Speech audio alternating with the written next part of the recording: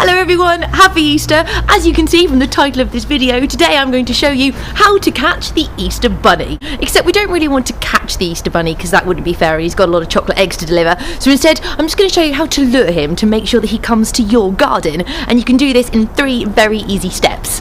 Before we get started, it's important to know that the Easter Bunny, very much like elves, eats by 4 major food groups, and that's candy cane, candy corn, sugar and syrup. Using this general knowledge and a bit of common sense, you shouldn't have any problems in finding your Easter Bunny. So step number 1, we already know that the Easter Bunny is attracted to sugar, and unlike Father Christmas and the Tooth Fairy, he arrives into our gardens from the ground using his burrow, so it's important that that's where we leave little messages. This is where our key ingredient comes in, which is jelly beans. You want to dig a small hole in your garden just using a trowel.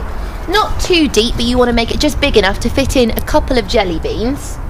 So I'm putting mine in there. Once you've dug a small hole in the earth, you want to fill it full of your jelly beans, cover it up and give it a good water.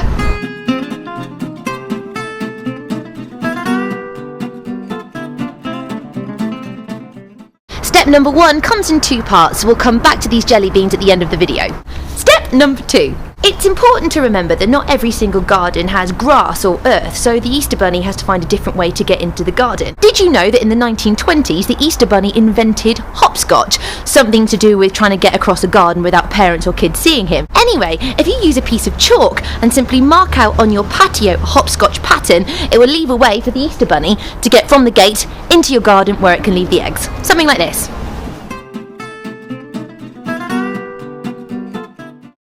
Step number 3. It would be silly to think that the Easter Bunny goes and makes all of those chocolate eggs by himself because of course he's a rabbit, but he does have a whole farm of chickens that work really hard all year round to lay chocolate eggs just for Easter. So if you leave them a little treat in your garden, the Easter Bunny is more than likely to pop by and give a little treat to his chickens as well.